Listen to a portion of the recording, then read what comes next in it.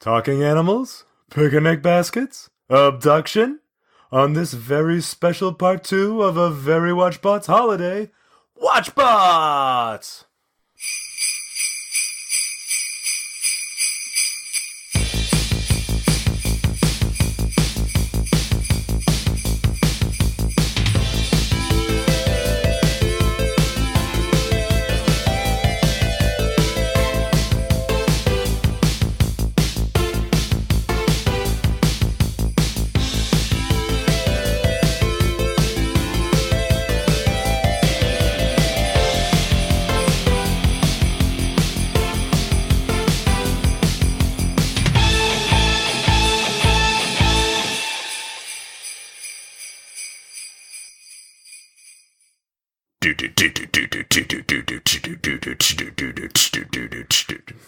Someday we'll acapella the song, but today's not that day. Yeah, you're not feeling it today? No, I don't want to sing today. All right, fine. Fair enough. Hi, everyone. Welcome to Watchbots, the podcast about critiquing your childhood favorites one excruciating second at a time. This is Ben, and I'm joined from a cave by Shaylin. Hello. And from quarantine by Dave.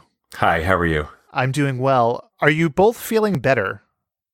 Mostly. I feel okay after last week's recording. You had brought up Jewel of the Nile with Kathleen Turner, and immediately after we recorded, for 5 days I sounded like Kathleen Turner. So, but I sound better now. I sound normal, Kathleen Turner light, I guess, and I'm good to go. Yeah, I noticed when I was editing the episode that irrespective of what you think about the content, it was definitely the phlegmiest episode we ever did. So if anybody wants to Venmo me like $5, you can get the true unedited version of the episode. Ooh, behind the scenes look. Yeah.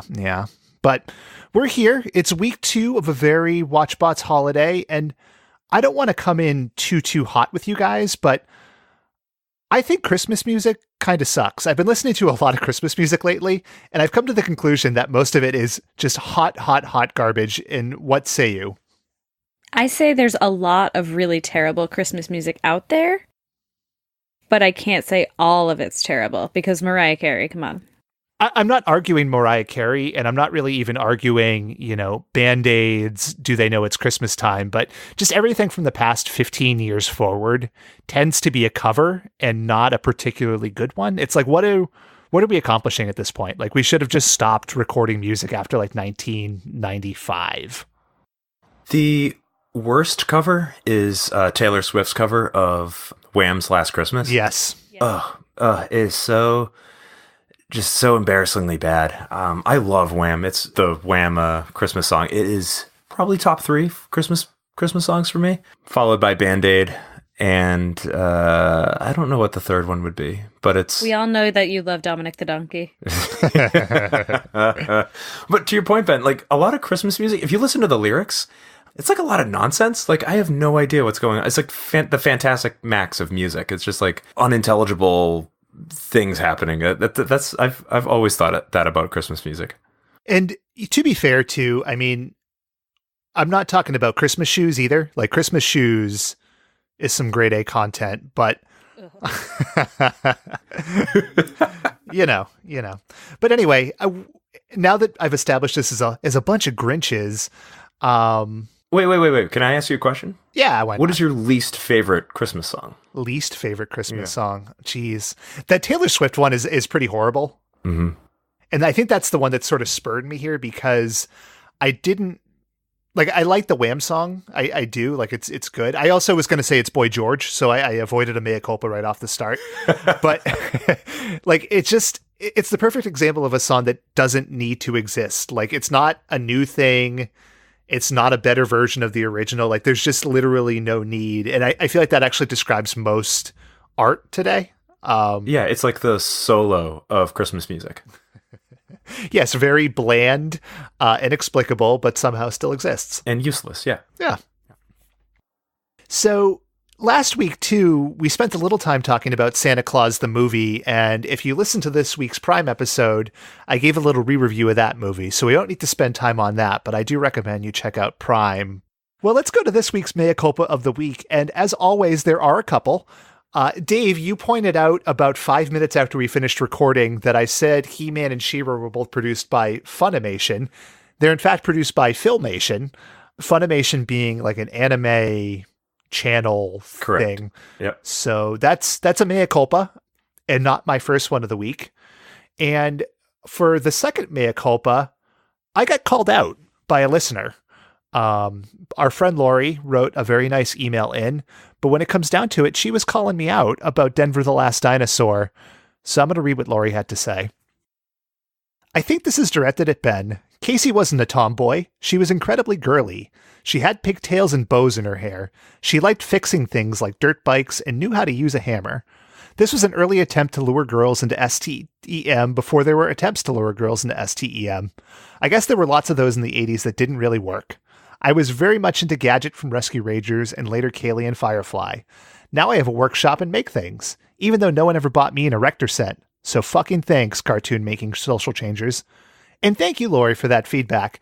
And all I can really say is, yeah, I fucked up. You know, we say things on the air, and between editing them and posting them, I didn't change it. But you're right. I guess Casey's not a tomboy. She had pigtails. That's good criteria. I don't know. You guys have anything to add to that?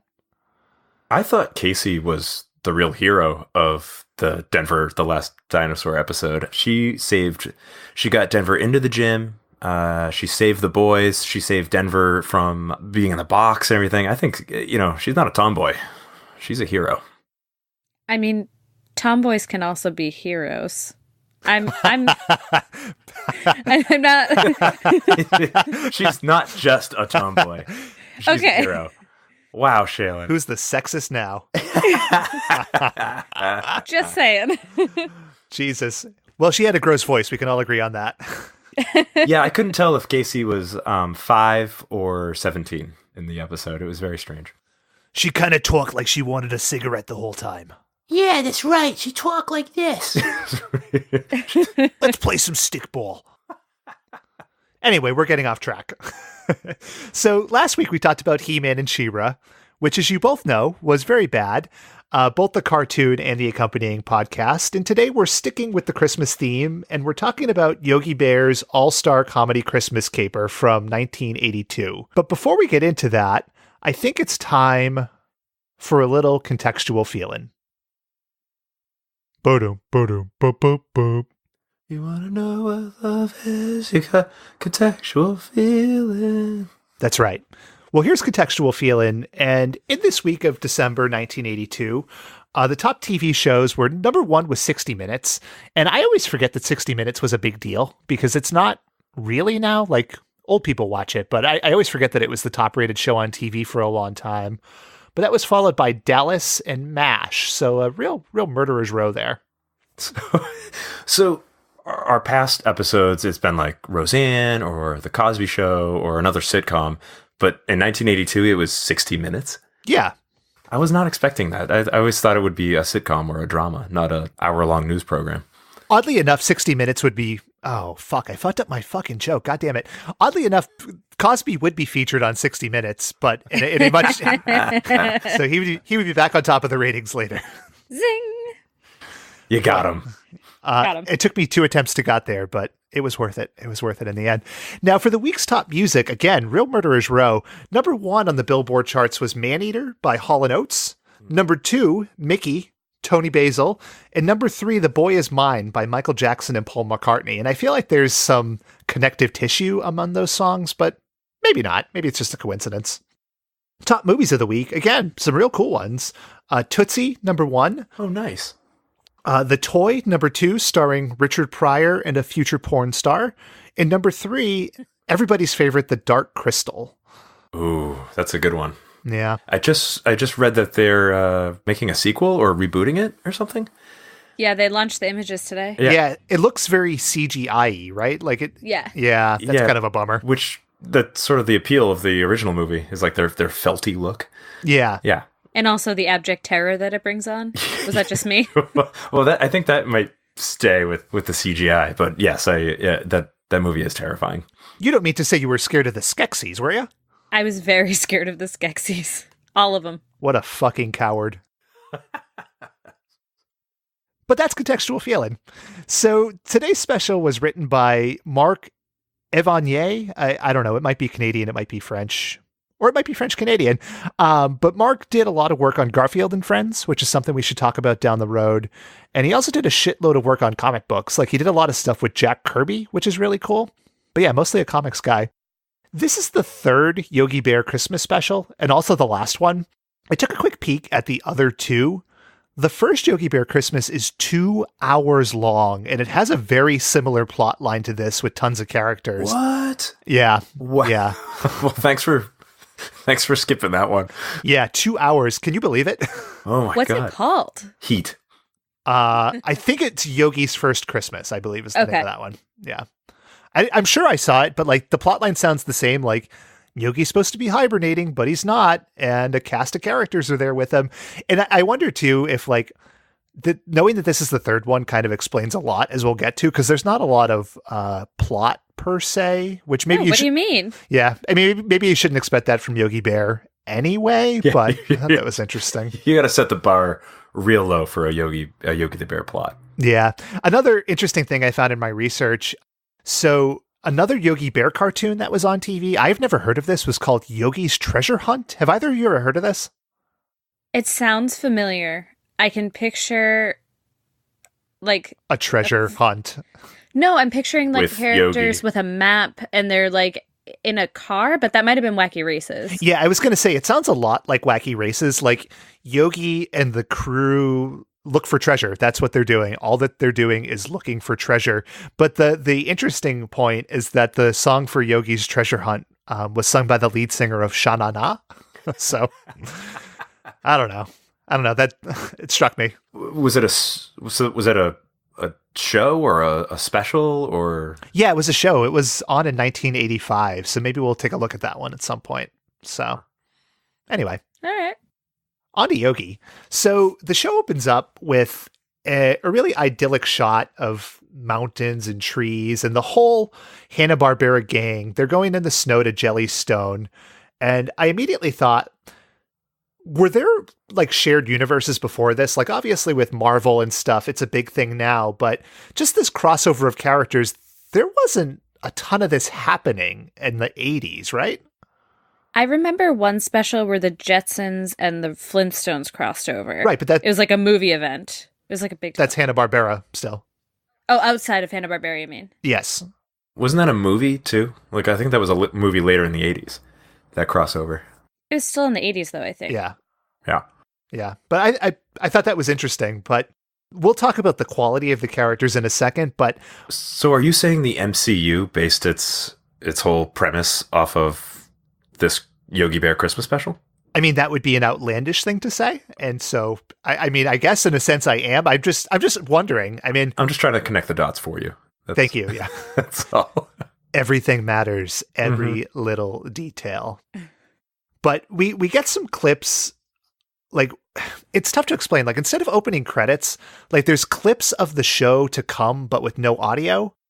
So again, like, a common theme we see is just these shows stretching to meet their 22 minutes. And this had a good 45 seconds of things you would see over the next 20 minutes, but just with no audio behind them, which I always appreciate. I was so fucking confused by this montage. It was like, when a montage is put together, you can tell that it's a montage and that it's like of something that will happen, which a lot of cartoons used to do, or something that has already happened. So the show's going to start like, in the middle of things.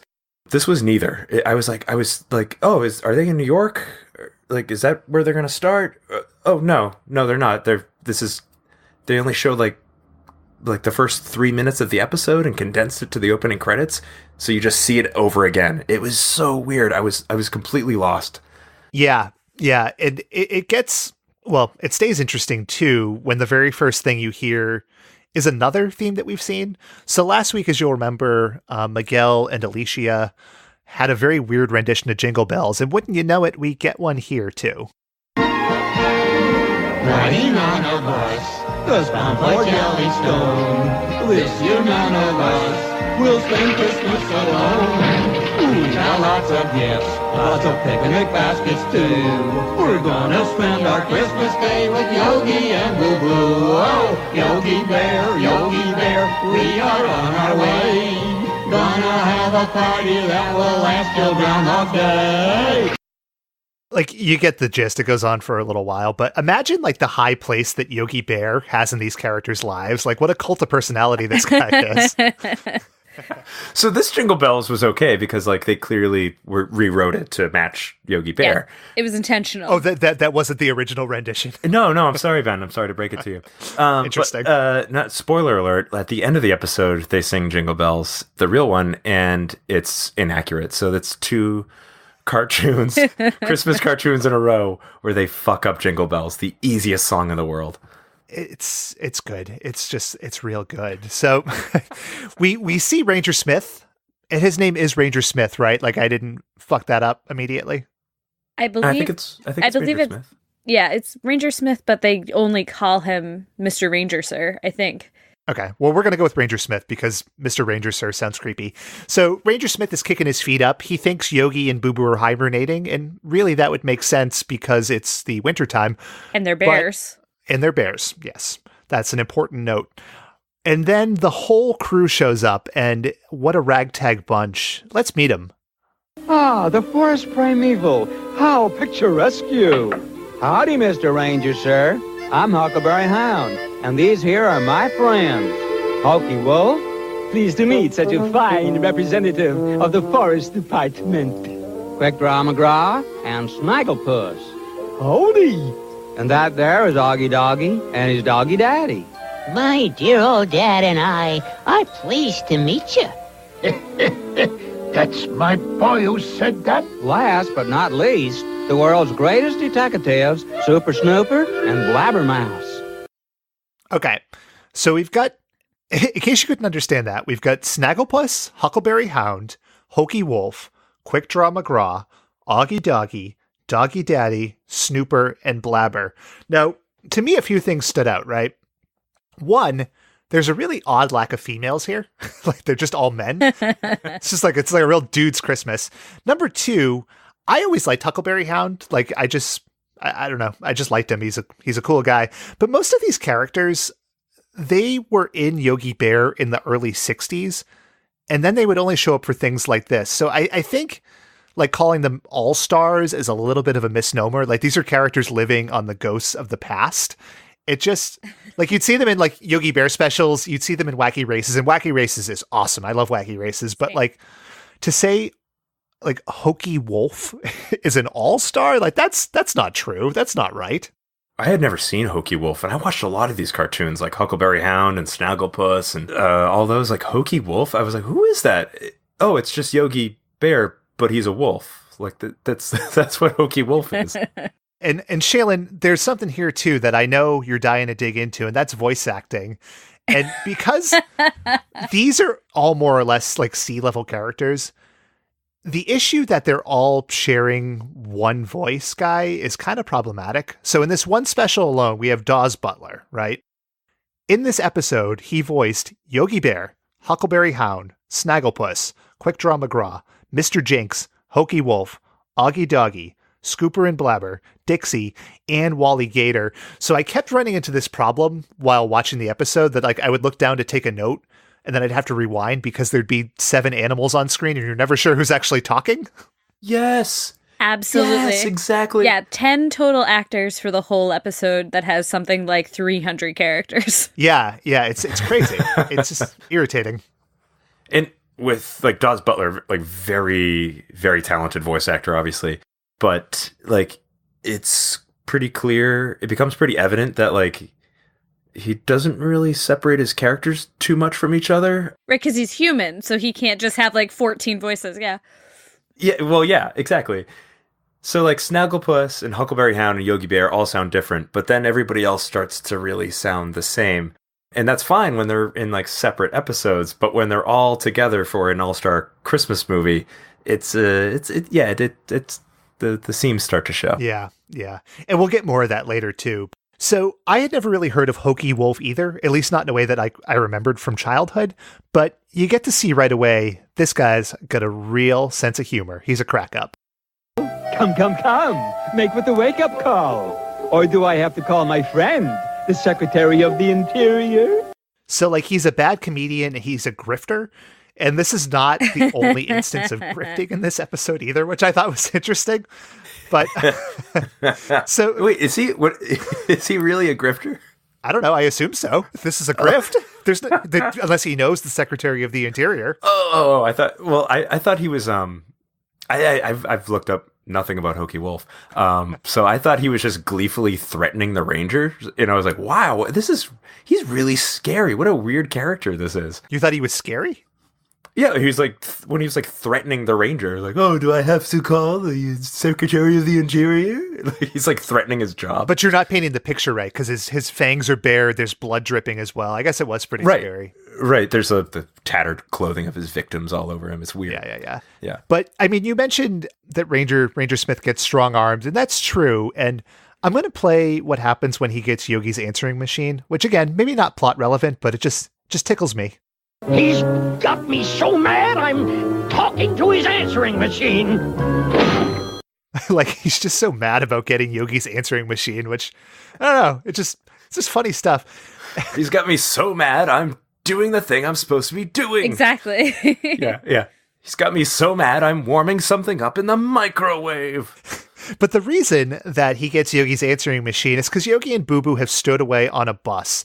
And he's pissed about that too, so he calls up some zookeepers, and it's a weird interplay. That's right, 2 bears. Hold them when the bus arrives. I'll be down to pick them up as soon as I can. We'll get into the weird cartoon world of this, but I like that Ranger Smith is like, there's 2 bears on your bus. No, just continue to the depot, but when they get there, just hold them. Like, put that concept in, like, everyday life. You know what I mean? When the bear arrives, just hang out. It's just like, yeah, the bear will be eating a banana in the cargo hold. Like, you don't have to worry, he's cool. But when you get there, just hang on to him for me. It's just ridiculous. But yeah, everybody's reaction to a bear in this episode is ridiculous. Like, nobody knows that he is a bear. And when they do find out, they're like not threatened by him. I mean, I guess why would you be? He's Yogi Bear, and he's just trying to get your picnic basket. Except when he himself announces there are 2 bears in the bus station, and people just panic. Right. Yeah. Right. Like, they didn't notice them walking through wearing a hat and a bow tie. But when he tells them, by the way, we're bears. Yeah. Then it's and Shaylin, I want to get to that too, because you mentioned people freaking out. I think that's a really important thing in this part of the conversation, right? Because they get off the bus and like they're wandering around and nobody cares. But when Yogi makes an announcement to try to avoid the zookeepers, this is when shit really hits the fan. We interrupt this announcement to bring you an announcement. There are 2 bears loose in the terminal. And what you don't get in the clip is the shot of a guy who looks like George Washington literally jumping out of the frame. Like, it's fucking insane. So, like, I guess that people are okay that the bears are there and that they can talk. But then Yogi announces that he's a bear and bears are loose. And that's when people freak out. Like, maybe it's like a they live scenario, right? Like, you don't know what's going on until you're told what's going on, because like these animals interact with so many people, but it's just like 3 or 4 of them that have any like conception of danger or anything like that. Like, it's so Yogi Bear and Boo Boo are Roddy Piper and Keith David. I think that that's a fair comparison to make. Okay. And they're all out of bubblegum. Again, I'm just connecting the dots for you, Ben. Yeah, no, I mean, it's a good connection to make. And like, I totally realize too, like, this is a weird thing for us to be talking about. Like, this is a cartoon for 4-year-olds, but watching it now, like, this is where the mind goes. And then like, I'm thinking about this weird world, and then I can't stop thinking about it. Like, more and more stuff kept coming up. So like, I started thinking about like, why does Yogi wear a hat and a collar and a tie? Like, what sense does that make? Like, if he's going to wear clothes, why doesn't he wear a shirt? And like, I just started devolving from there, but we'll get into No that. pants. No pants. They don't wear pants. It's like when Bugs Bunny used to take a shower and he'd have a bathing cap on, and then the camera would like catch him taking a shower, and he'd cover himself up. I'm like, you're naked all the time. It's a real galaxy brain thing. It's fun to think about. But so here we meet what I would consider our two main human characters of the special. So we have Judy Jones, who's a small girl, and her father, J. Wellington Jones. And this guy's a businessman. He's busy as shit. And you know this because he starts talking to people named Delaney and Monger on a car phone. You don't believe me about how businessy this guy is? I'll play a couple of clips for you. Delaney, did you get the amalgamated contract? What, dear? Here's one more. That you, Munger? Jones here. About that Canadian shipment. I want to hold it for a few days. Don't be long, Judy. I have a board meeting coming up. See, this is the story that I want. Like, fuck Yogi Bear. Like, I want to know about Jay Wellington's business and his Canadian contracts. Like, that's the interesting stuff here. That's the meat on the bone. I just want to point out that the 80s were a time of absentee parents and sad children. Well, I think like this was the first show we've watched with that have parent characters where the show is actually acknowledging how terrible this parent is. That's true, yeah. And so I wrote down, I was like, oh, finally, like someone recognizes that an absentee parent is a terrible thing. This is good. I mean, yes, he's an absentee parent, but let's give this guy a little benefit of the doubt. He drives his daughter to the store and he tells her she can get anything she wants in there. And like, as a kid, that would have been a dream. Like, I remember all those old like commercials and stuff on Nickelodeon about the kids who would win the shopping sprees, and none of those kids were unhappy. Well, counterpoint. He brings her to the fanciest department store in New York to pick out a toy when there are like thousands of toy store options he could have chosen from. Okay. I don't know why that bothered me so much. Like, is she going to get like a salad bowl? So he like drops her off at Macy's and she's like, yeah. She's like, FAO Schwartz is down the street, Dad. Like, come on. Okay. Go pick up a quilt. It took a while to get there, but now I understand. I was like, what's the problem? Okay, cool. Because Macy's has bad toys. The end. I'll connect the dots for you too, Shaylin. Thank you. You're welcome. So that's Judy and Jay Wellington, and we come back to the store, and Yogi and Boo Boo are running away from the zookeepers, and they pick up the super duper Ray Demolisher, and the poster, and we'll post a picture of this. It says "First on your block to level Detroit," and it like you think it's a toy, but as it turns out, like this is a real ray gun. Like they almost kill the dog catchers with this thing. Like it's alarming. And they're responsible for Detroit's downfall. Like that was the gun that did. Oh, that's true. Yeah. This in RoboCop really called it. Exactly. Another future telling kind of a tale. I'd buy that for $1. Very good. So the dog catchers are zookeepers. Who the hell knows what they are? They have nets. They bail. And Yogi and Boo Boo, for whatever reason, decide to wander into a Santa boot camp. You're going to face runny noses, Christmas lists a mile long, and worst of all, adolescent beard pullers. All right, men, 10 hut. So it's a boot camp in the middle of the department store. And to me, where this is set a week before Christmas, this would seem like the worst time to be training new Santas. Like these people should be rip-raring and ready to go. Like the timeline here is just, it's a cluster. That's super inefficient. Yeah, indeed. Agreed. And again, here's another spot where do people understand that Yogi is a bear comes up. So he's dressed in a Santa suit, but he's clearly a bear. But the drill sergeant like pokes him in the belly and says that he's fat, but like he doesn't notice he's a bear. Like I know he's not the average bear, so maybe that's something to take into account here, but it's just seems pretty plain to me. But Judy runs into Yogi and Boo Boo and mistakes Yogi for Santa, and Yogi says something that's kind of weird. A child of the female variety. Like that's a normal thing to say, right? I mean, he's not wrong. Yeah. That's very true, Shaylin. He's a bear. Like, what kind of etiquette does he follow? He's a bear. Yeah, true. So with this, that's a really good point, Shaylin, because when I heard that, I thought he was going to like resort to like an actual bear behavior and start just eating her. Like, oh, it's a female variety. They're serving females on the menu today, and he just mauls and eats her alive. That's what happened there with my my thought process. That's a dark road. Yeah. Well, That's what the show did to me. Yeah. Apparently. Like, I feel like it wasn't until we hit Alf that we really got into, like, the aliens or the animals getting ready to eat people, but the mind goes there. Like, these are wild animals. So, anyway, so Judy makes a wish to Santa Yogi to spend Christmas with her father, and I guess that's cool, but I want to lay the scene out a little bit here because Judy and Yogi and Boo Boo are all sitting on a stair, so they're in pretty close proximity. But then Boo Boo starts talking to Yogi as if Judy's not there. I'll play it. It's kind of weird. Gee, Yogi, she thinks you're Santa. Shouldn't you tell her you're a bear? Not yet. like Not yet. It's like it's very audible. Like Judy would have heard them, but this ends with Yogi and Boo Boo picking Judy up and sprinting around the store before escaping on a snowmobile. But Judy's cool with this because despite being literally kidnapped by two bears, she says, "Wow, this is the best Christmas I ever had." I don't know, Shaylin, maybe this fits into she's technically not wrong, but this is odd. Also, what a sad life that being kidnapped by two bears in a department store is your best Christmas you've ever had. Like, that's a sad childhood. Oh, yeah. She said, this is the best Christmas I ever had. And I said, wow, that's the saddest thing I've ever heard.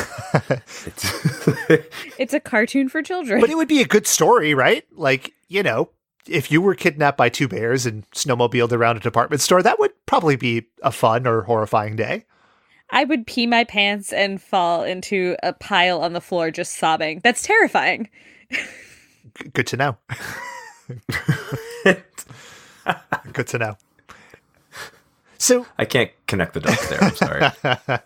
So it was around this part in the episode I realized I find Yogi Bear to be so fucking annoying. Like, just with his talking like this and his stupid rhymes. Like, he's just irritating. I know he's a beloved character, and like, I guess I don't really hate Yogi Bear, but he's just so irritating. No, I was more of a Huckleberry Hound and Snagglepuss guy too. Like Yogi Bear just never did it for me. Yeah, you would like Snagglepuss. What does that mean, Ben? Just another interesting character, but I think you're gonna get another hot email next week. Because I'm coming with the blistering hot takes, baby, here on 92 FM, The Zone. I thought we were woke. Well, some of us are. Mm-hmm. But so Ranger Smith and the quote-unquote all-stars are on the search for Yogi, and Ranger Smith happens to see a TV with a really interesting news bulletin. Police are searching for a Santa Claus imposter who has disappeared with 7-year-old Judy Jones, daughter of billionaire J. Wellington Jones. Police Chief Blake has this to say. Witnesses described the suspect as resembling a bear, 5'7", 210 pounds. The witness resembles a bear. Again, like, everybody is a fucking idiot. Hold on. Suspect. Hold on.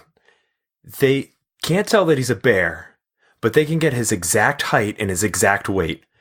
Also, he's a very skinny bear.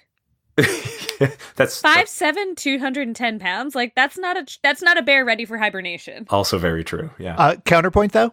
As you know, he's not the average bear, so fair enough. He's below average. Yeah. Oh my God. What a burn on Yogi. He can't even defend himself. You know what? That's right. I take that back. Reject it. But I like Ranger Smith doesn't even doubt that Yogi could be a kidnapper, but like he just moves on. I also like to, and it's good. I'll post a screenshot of this in the background of this scene. So Ranger Smith is near a newsstand. There's something that says Daily Blap on sale. BLAP, and like I just want to know. I want to know what the Daily Blap is. That sounds like something I want to be reading. It's like they just didn't bother finishing the B on Blab. Maybe, yeah. I guess that would make the most sense. But even so, like it's just one little backwards C that you have to do, and then you've got an actual word, not Blap. Or maybe they meant Daily Blap. I don't know. The 80s were a different time, but this is true. So Yogi and Boo Boo and Judy are wandering through the park, and both Yogi and Judy are hungry. Thank God, though, some fucking idiot and his wife are going for a picnic in the park in the middle of December. And this guy, whose name is Murray, even says, like, I've wanted to do this since I was a little boy. And I'm starting to get, like, a little creepy vibe off of it. But thankfully, Yogi completely cucks Murray's picnic. And like Murray's fine with this. Like he takes Murray's picnic basket and like promises to tell him how it went. And like it's It's weird. It's weird. Because Murray's wife is cold. Because in the 80s, all wives were terrible people, apparently, according to this cartoon. That's a small sample size and a big statement to make, but I'll buy it. In this cartoon, I'm saying. I thought this was like they were walking in the winter, like, or the snowy park or whatever, and they're carrying a picnic basket. I just rolled my eyes. I was like, oh my God, how are they gonna make this into a picnic? And sure enough, it's the most contrived thing that a Yogi Bear episode could have thought of. Contrived Yogi Bear? I don't believe it. I know. It's pretty above board, but this episode, not so much. So they're having their picnic and they're chowing down, and Judy says a couple of things that you might be able to chalk up to like the wildness of a child, but they're worth listening to. So here's clip 1. I have a confession to make. You see, I'm not the real Santa Claus, just an unreasonable facsimile. Oh, I knew that hours ago. And that implies that they've been together for hours, and I found myself immediately thinking, like, what have they been doing? But the second clip is probably a little more Judy-centric. I won't tell you because I don't want to go home. I never had this much fun at home. But you can't stay with us. Why not? Well, I'll tell you why not. Because... We're bears. Because we're bears. We're bears. We're bears. Jesus, like what an entitled snot Judy is. Like she'd rather spend time with the bears than go home. Like it just bothers me. But Yogi and Boo Boo have the idea to go look up Judy's dad in the phone book. And this is only really notable because I never noticed Yogi Bear has fingers. Like he's flipping through the phone book and he's just got these long fingers. Like it's just, ugh. Oh my God. Oh, so disturbing. Did you guys not watch Yogi Bear? Like, none of these things seem surprising to me. Well, I think it was like the extreme close up over the actual photo of a phone book. It was like Miguel He-Man hands. It gave me like just a bad vibe. That's fair. Yeah, it's just, look, it's gross. It's gross. I'm sorry that I didn't pay attention to the cartoon fingers before. Well, you're just having such a visceral reaction to something that, like, it's always been there. It's not new. I don't know. Yeah, forgive me for having emotions. No. You're not forgiven. Tamp those down, Ben. Don't react to things on the podcast. You heard me. I thought the episode was good. The end. Read your recap and shut up, monkey. Also, Judy has a little bit of Stockholm syndrome. Yes. A lot of it, actually. Yeah. Just accepting her kidnappers and her situation, and maybe even growing to love them. It, like I wrote that down. I was like, wow, this is really, really weird. You know, I hate to do this. We have a little breaking news. I just received a text message going back to the Daily Blap. According to an anonymous messenger and Urban Dictionary, blap is the sound that a male's penis makes when he hits it against a female's face. And that's a little crude. And I recognize that, but I'm now going to go ahead and say that was done 100% I think on it purpose. was, Good. yeah. Good. And also, like, on the Daily, nice. Oh. Very good. Fuck yeah, Yogi. So I'm glad we were able to cover that. Where were we? Were we talking about Yes. Stockholm Syndrome? Stockholm Syndrome. No, that's where we were. Yeah. Okay. But I finished my thought on that.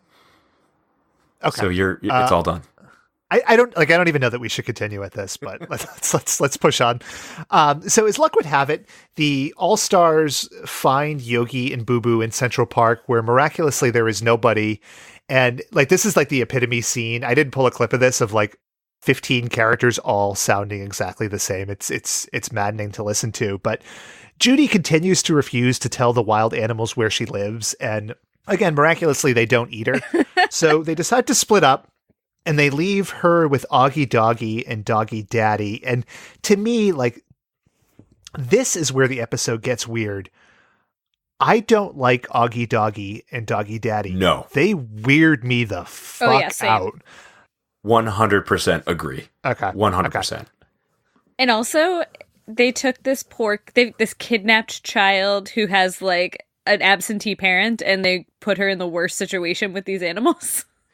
It's like, let's just rub our relationship in her face, our weird, creepy, uncomfortable relationship. Yeah, Augie does not help in this situation. No. Let's listen to some Augie and Doggy. And we'll stay and keep an eye on Judy. Right, old dad of mine? Right, apple of his daddy's eye.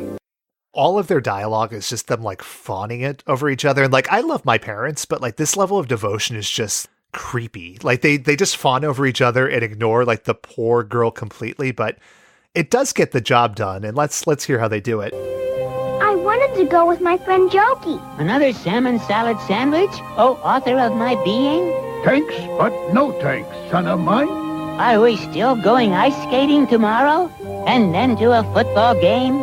We sure are, Augie, my boy. Isn't it wonderful the way this father and son are inseparable? I want to go home to my daddy. What?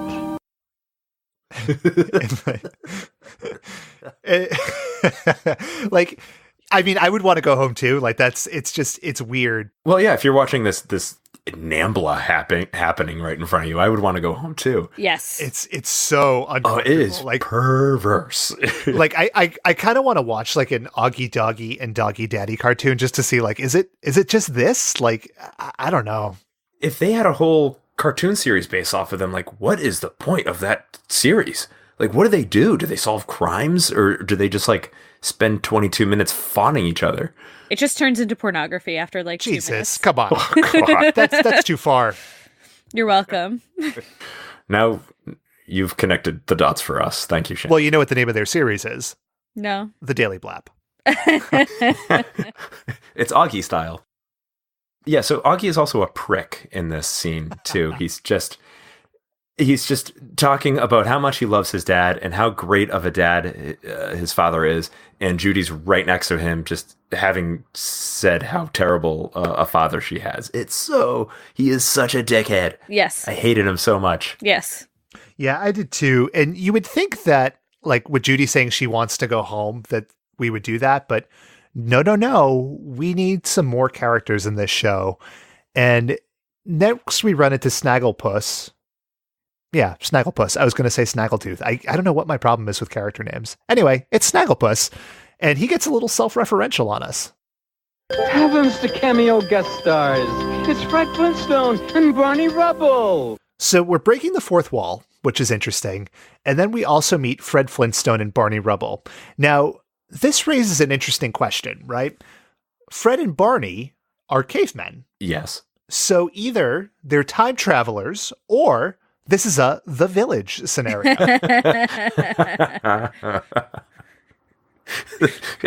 Explain further. Is there even anything else to explain? Like, no, I just want to kind of hear you. I want to hear you unwrap that logic. I get it, but I want to. Because you think about it, like the dinosaurs are the monsters from The Village.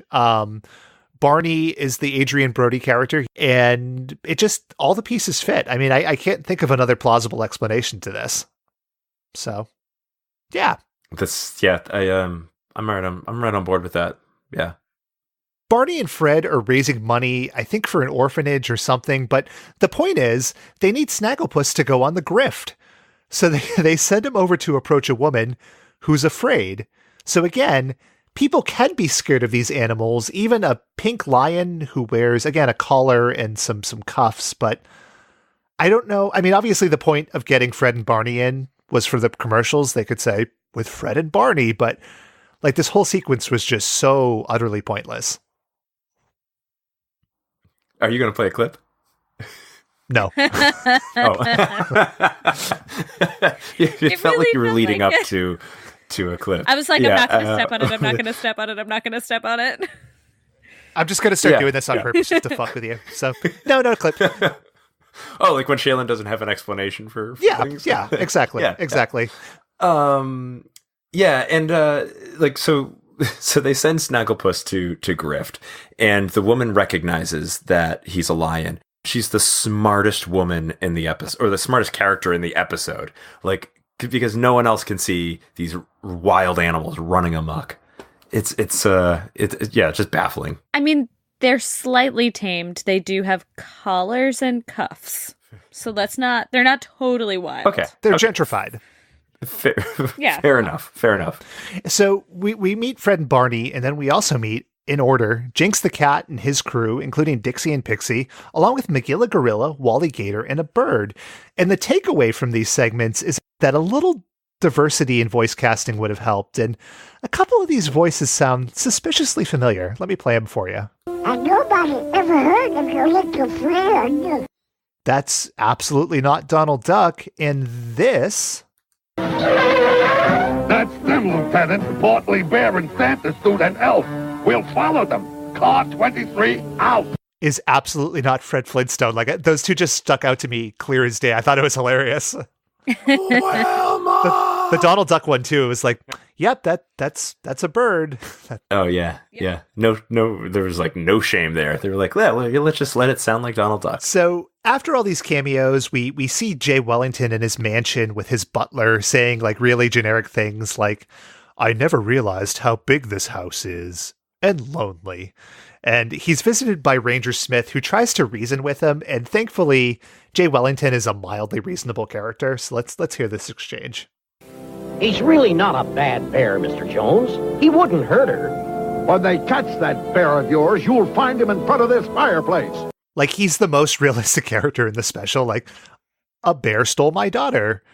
I don't care, like, what his temperament is. Like, we should kill him because he's a wild bear who kidnaps girls. Like, that makes sense to me. That makes sense. He kidnaps children of the female variety. Yeah. Oh boy. Just interesting stuff. So, as things will happen, everyone converges in Central Park, and Yogi, when being arrested for a felony, he doesn't even deny that he's a felon. I've been a bad bear. Like, it's just, like, when you think about, like, from his point of view, you would think he would see it as, yes, I was helping this little girl have a good Christmas, and we had a picnic. But instead, like, he doesn't even deny that he kidnapped her. Do you think he was talking about Daily Blaps? Potentially. There? Potentially. Could be. I've been naughty. You're under arrest. Blap aside. Indecent blapping. But thankfully, Jay Wellington learns the spirit of Christmas, and what he says is very, very profound. That bear's not the guilty one. I am. Too true, Jay Wellington. And so we close out with Jay Wellington, Judy, and all the animals hanging out by a campfire. It's nighttime.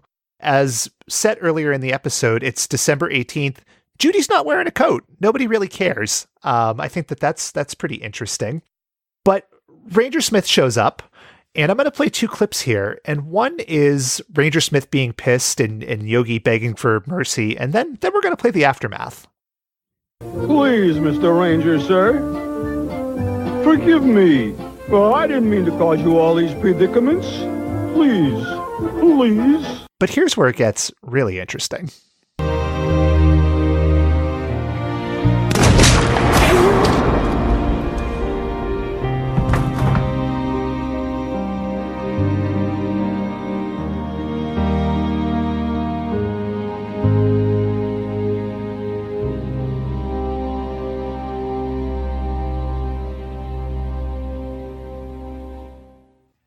Did you see that ending coming? I think I fell asleep before that happened. I was so shocked at it, but like incredibly moved. Like there was a beauty to the violence there. Like the snow was cast in red. It was, oh my gosh, it was just like, it was Fargo-esque. So I admit that was a deep pull. That was from a YouTube video from 2010. I can explain. I know exactly what you're talking about, by the way. I'll post a link to this in the show notes, too. So the Yogi Bear CGI movie came out, and this came out shortly thereafter. And it's like... It's a CGI Yogi and Boo Boo, and Boo Boo shoots Yogi for reward money. Like, it's the funniest video. Like, I go back to it fairly routinely. Well, the movie, the Yogi... The actual Yogi Bear movie is like really bad, and like but it's like aimed at children, like completely harmless, inoffensive, whatever. And then the creators of the movie decided to write a scene that is based completely off of the assassination of Jesse James by the coward Robert Ford. Like, what were they thinking? I don't know, but we get that gem, and we're all winners for it. Yeah, and the listeners will be too. You got to check this thing out. But no, really, Ranger Smith, of course, forgives Yogi, and then we get one more breaking of the fourth wall to close us out. Merry Christmas, everybody! And especially to you. Aw. Thanks, Yogi. And that is a Yogi Bear All-Star Comedy Christmas Caper.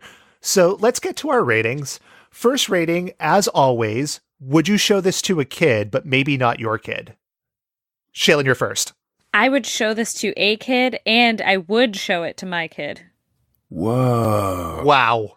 Whoa, that's a first. Breaking news. Okay, Dave. Great. Awesome. Yeah, I would show this to my kids. Or a kid. Whoever. Whatever. Jesus, this is good quality content.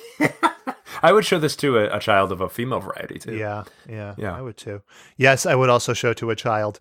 I mean, it's inoffensive. The really weird stuff I don't think you pick up on as a kid. There's nothing like terrifying. It's it's reasonable. It is reasonable. That's a really good review of the show. It's reasonable.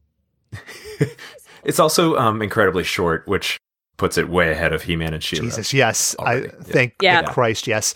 Now, on to our other rating, and let's go this week with 1 to 5 bear felonies. And I'll kick us off. I'm going to give this 3 bear felonies, kidnapping, lewd conduct, and daily blapping, but it's fine. It's completely inoffensive. Like, we talked about the weird world building, but if you're watching that like a normal person and not an insane person trying to talk about the show on a podcast, you're probably not going to notice this stuff, but it's fine. It's inoffensive. It's talking animals. Have a good time and shut the fuck up. I'll give it 4 bear felonies. Again, it's like a fine episode. I remember when they're in the first scene where all the characters are in the bus, like I was like, oh, this is actually going to be fun. It wasn't, but the rest of it was just fine. Yeah, I agree. I give it 3 bear felonies for similar reasons, but I would have given it a 5 if we could have had that bear attack. Always waiting for that surprise bear attack. It could happen. 2019 is just ahead, so maybe somebody will get real. One of these days. One of these days. So on to today's game, and Dave, you are the maestro. I guess that's probably as good a term as any for this one. So why don't you walk us through it? This is an all-star cast of Hanna-Barbera characters, so I thought, why don't we play a game called Cast This, where we will go around and imagining that today's Hollywood has taken this movie and is going to do a gritty live-action reimagining of Yogi Bear's all-star comedy Christmas Caper. Mm-hmm. So each of us, Shaylin, we'll start with you. Oh boy. Has 5 seconds to name an actor that you think would best play this character, this Hanna-Barbera character. Okay. So Shaylin, we're going to start with you. You have exactly 5 seconds and nothing else. All right. If you don't get it, who am I casting? Shaylin, your first character to cast is Yogi Bear. Will Ferrell. Ooh, good one. Good one. That was very quick. Ben, your character is Ranger Smith. Rob Schneider. That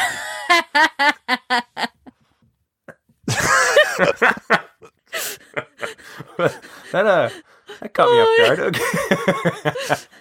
It fits. It works. Yeah, it's perfect. It's perfect. Shaylin, you will Boo Boo. Peter Dinklage.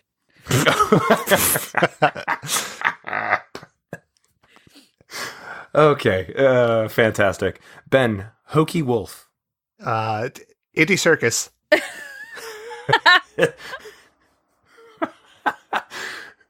Shaylin, Huckleberry Hound. Will Ferrell, again, the different hat.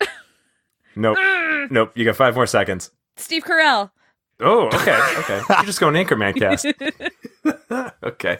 Ben, Judy Jones. Judy Jones. Jesus. Dakota Fanning. That's what I was going to say. Okay. She looks young. Yeah. Yeah.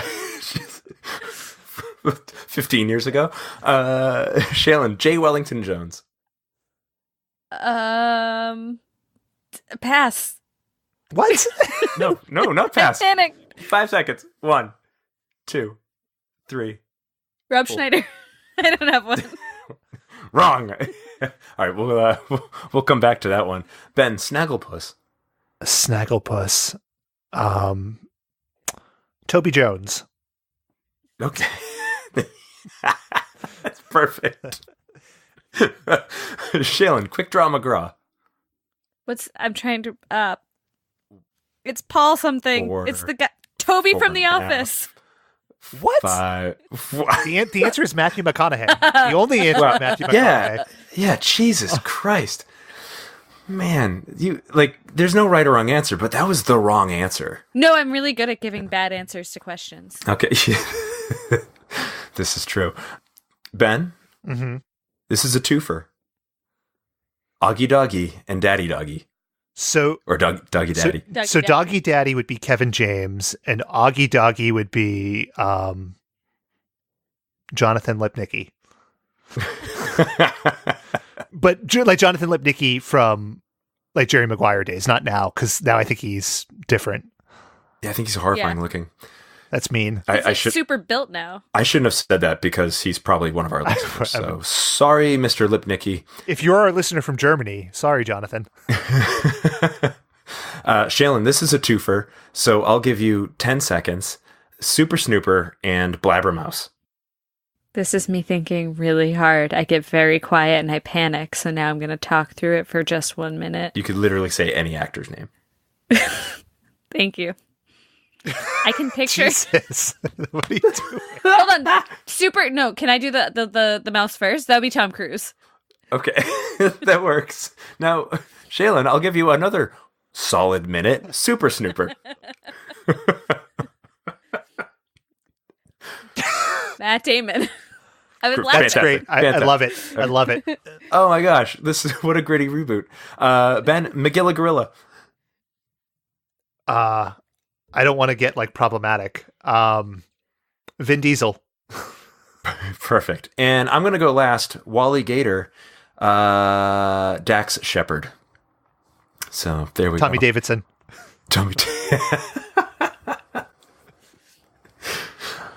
Yeah, he's got nothing to do. I wouldn't think so. Yeah.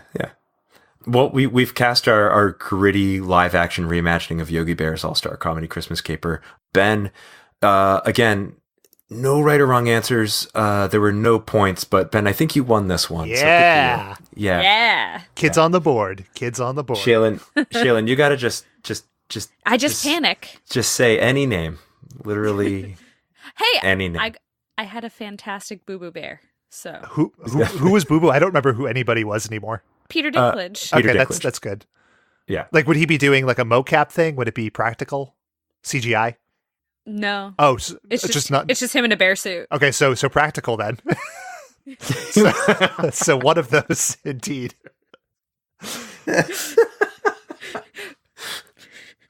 I hate you. In terms of chuckles, I think this might have been one of our more successful games. But we'll let the listeners determine that. Indeed, we will. And yeah. And speaking of our listeners, we've got a question in the mailbag today. And well, question maybe not the right term. This is more of a screed or a rant. But I'm going to read it because you give us feedback, baby, we're going to address it on air. So this week's email is from Dogland Trump, which I don't think is a fake name, but maybe. And I'll read it verbatim. My dear Shaven, this is a portmanteau of your names. I can use 25-cent words too, assholes. Nice program. Number 1, you owe me $9.81 for the time I spent watching Fantastic Max. Precocious children are the opposite of entertaining. So to that, I would say, no deal. You're not the only one losing money on this program, Dogland. Thank you for your responses, both. I'll handle it. I'll handle the whole thing. I thought you were going to read it through. Well, I was coughing, so I had you muted. Okay. But Max isn't precocious. He's just he's just a stupid baby. Like I never said, or I never thought he was precocious. That's a terrible misreading, listener. Mm-hmm. I disagree with both of you, and I think that Dave owes our listener $9.81. Okay. That's even more extreme than a mea culpa, but we'll move on. Speaking of mea culpas, point 2, Quit appropriating Roman Empire culture by saying mea culpa. It's pretty insensitive and not to mention pompous. Mea culpa to that. I agree. It's both insensitive and pompous, but it's part of the show now, and you can't change the format 5 episodes in. That would make us seem weak. So no deal. Sorry, Rome. We apologize. Mea culpa. I don't apologize. I'm going to even start saying it in a bad Italian accent and see how you like that. Number 3. When you wrote Whore Dads in the episode 3 description, I was hoping you were talking about King Randor, who might have the giantest chest and bicep measurements of all the Masters of the Universe. Can you please give more airtime to discussion of the relative hotness of the characters, both male and female? Some of us were going through puberty in the 80s, you know?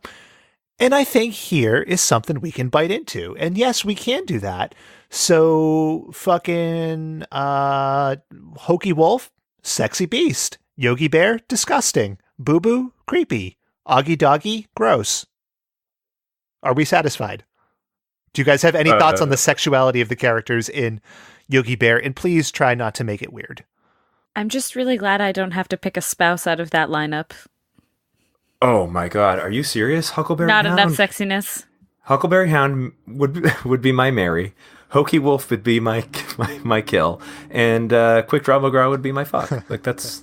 I thought you said would be my Mary, and I was like, what does that mean? Is that like a like a Jesus reference? Christianity thing? Yeah, you know, keeping with the Christmas theme. Jinx the cat would be my Joseph, and Pixie would be my Mary Magdalene. And Snagglepuss would be my innkeeper. But continuing the letter, and I think we're getting to a question here. In conclusion, I would love to learn about each of you and how your life decisions led to this place of cartoon podcasting. And, you know, I'll tell you my life story another time, but I like pontificating, and I like cartoons, and I like the internet. So that's me. Shaylin. I think I just made a series of mistakes, and here we are. Wow, what an asshole. I know, I'm just kidding. Oh boy. Machi. Listen, I gotta bring the salt. You said the right to the host's face. Pretty unappreciative. From my cave, where I have been should be thanked. Exiled. Right to the host's face, as that's the only connection here. There is no other connection. Absolutely zero connection between you two. I've shitty or high art. Like I have always enjoyed breaking down cartoons, movies, TV shows, things like that. Just like trying to peel back all the layers that they offer. Even a cartoon like this Yogi Bear episode. So that's I think this Watchbots spoke to me, and I had to share my talent and passion with the world. So we end with Lilas, which appears to be love you like a sister, but I'm going to interpret it as love you like a show. Dognald Trump 45. So thanks, Dognald. Hope that answered everything for you. I thought it was love you like a son, and I thought it was going to be an Augie Doggy Daddy dog. So somehow Dognald Trump traveled through time before I think we've actually officially announced what we're watching. Yeah. Our recording schedule is certainly not a mess. Absolutely not. That was a poor dot connection there. That's sorry. Okay. It's okay. Yeah. We're all tired. So, guys, any last thoughts on Yogi Bear before we wrap this one up? Thoroughly enjoyable, as long as you don't think about it. Mm-hmm. Yeah, I liked it. It was a great way to spend 22 minutes. And I emphasis on the 22 minutes. The short aspect was really nice. Ain't no better way to spend 22 minutes I can think of. Blap, blap, blap. But yeah, so you can follow us on Twitter at WatchbotsPod. My Twitter is at BoganPlays. You can also email us at email@watchbotspod.com. Please subscribe, rate, and review on iTunes, Spotify, or your platform of choice. For Dave and Shaylin, this is Ben. Thanks for listening to another holiday episode of Watchbots. Until next week, have a great holiday. We love you to bits. Biggity, biggity, blap. #Blap. #Blap. Bye.